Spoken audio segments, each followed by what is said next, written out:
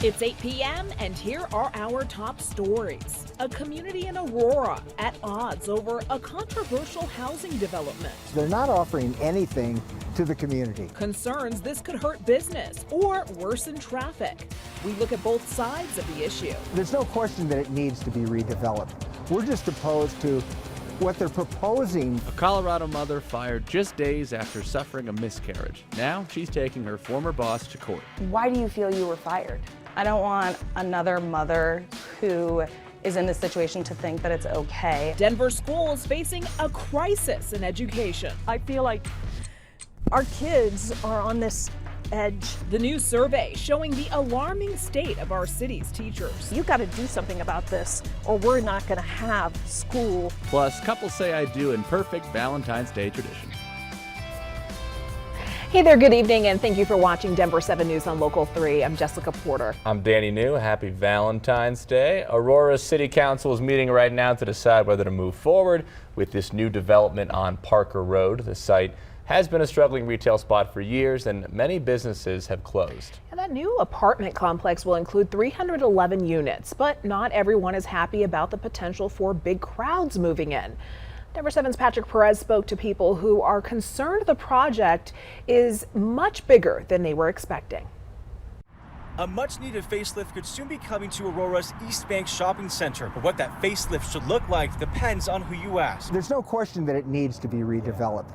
We're just opposed to what they're proposing as far as the redevelopment. Bill Vansickle is one of the neighbors opposing what's been planned to come here.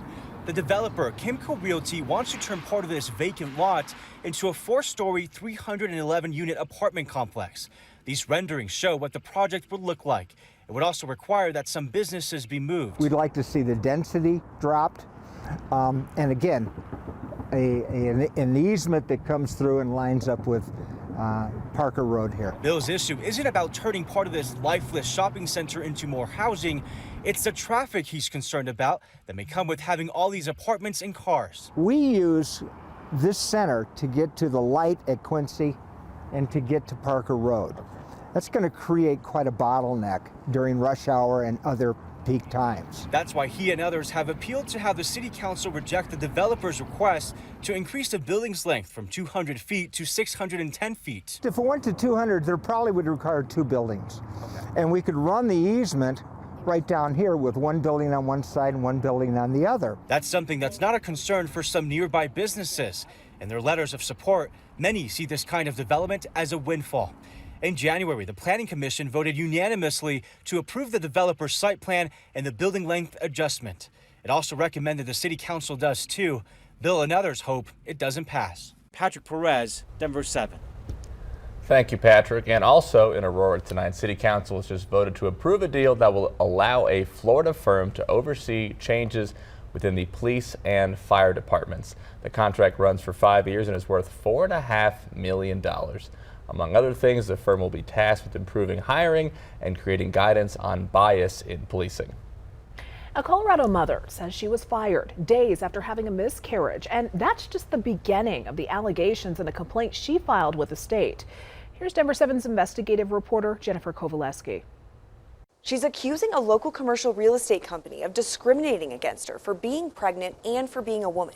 Rachel McCarr worked as a broker at J&B Building Company in Greenwood Village. She filed this complaint against the company with the Colorado Civil Rights Division. It accuses her employer of firing her 10 days after having a miscarriage. And the allegations of discrimination don't stop there. They go back to 2019 when she was pregnant with her son. The complaint claims the company put in writing that she wasn't eligible for a raise because she was taking maternity leave. J&B Building Company has since reached a settlement with McCarr. You can watch our full investigation tonight on Denver 7 News at 10. I'm Denver 7 investigative reporter Jennifer Kovaleski.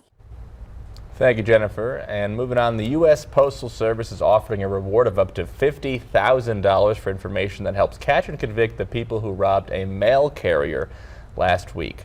The Postal Service says 2 people stopped the carrier in Denver near Milwaukee and MLK and showed a weapon. USPS says property belonging to the Postal Service was taken, but not actually any mail.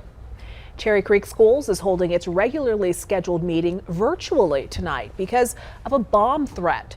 We're told the meeting will take place at a location under a secured perimeter. The district says the threat came from someone with a documented criminal history. Tonight, Boulder County officials are talking about the current mask mandate since it is the last remaining county to not announce plans to do so. Meanwhile, Jefferson County students went mask-free starting today, and Denver will drop masks for schools in 2 weeks. And today, the FDA was supposed to meet to discuss Pfizer's COVID vaccine for kids under 5, but instead the meeting got pushed back to April. Pfizer said it still needs more data due to high rates of kids currently infected with the Omicron variant. Colorado hospitals continue to benefit from a remarkable drop in coronavirus patients tonight. 4,500 cases were reported from the weekend into today. Meanwhile, 766 people with confirmed or suspected cases are in the hospital. Colorado was at more than 1,700 hospitalizations just 1 month ago. A new survey from the District Accountability Committee of Denver Public Schools is pulling back the curtain on the struggles our educators have faced during the pandemic. It features hundreds of responses showing why teachers now are feeling forced out of their profession. Denver 7's Sloan Dickey joins us tonight with a closer look at that report. Sloan? That survey was published this morning, and though the participants were anonymous, they painted a very stark picture for Denver Public Schools and their teachers. What came through in the survey of more than 500 respondents included words like overworked, understaffed, and unsafe. Teachers say critical positions have remained unfilled in their schools, and they're left picking up more and more work. Another sentiment that came through in the survey results was a concern for safety. Students have struggled to socialize again back in the classroom, and teachers in this survey say Denver is not doing enough to keep them safe as that process continues. We spoke with Karen Mortimer, who chairs the District Accountability Committee. She says there are numerous concerns in the survey, but the most pressing is the attention paid to teachers who say they don't have a voice. I feel like our community is not paying attention. Our community is not rallying the troops and coming to our schools and say, how can we help? We heard you're struggling. We heard this is really, really rough in schools these days. How can we help? I don't see this community-wide call to arms to come to the schools and help them out. Now, this is an anonymous survey, but the superintendent for Denver Public Schools, Alex Marrero, says he has seen the results of this survey and is in touch with the advisory council on that matter. The school district will also be releasing their own comprehensive survey of the issues facing the district later this month. Reporting in Denver, Sloan Dickey, Denver 7. Sloan, thank you. Well, today is Valentine's Day, and some lovely couples in Denver used the special occasion to tie the knot. Yeah, several turned out at the Denver Clerk and Recorder's office, and some even wed by virtual appointment. Congratulations to those newlyweds. We're very happy for them. You know, I went to a lot of virtual weddings the last couple of years, and I'm really excited people can finally start to have receptions. Yes. A little less worryful, thinking about all the plans and who's coming. You know, they can just get married and be in love. It's exciting. It's very exciting. I'm sure there's going to be a lot of weddings this weekend, Yeah. and probably this last weekend, and a perfect day to celebrate. Coming up on Denver 7 News at 8. Everyone deserves access to healthy air. Clean air is a problem in Colorado. Now state lawmakers say it's hurting some communities more than others. There's just so much pollution outside, so much smog that they can't even really breathe. The new bill holding big companies responsible for toxic pollution. Plus, a Colorado woman celebrating a milestone birthday. How she celebrated her 100th with a unique experience from a local nonprofit. 50s and 60s this afternoon, but there'll be snow in the air by Wednesday.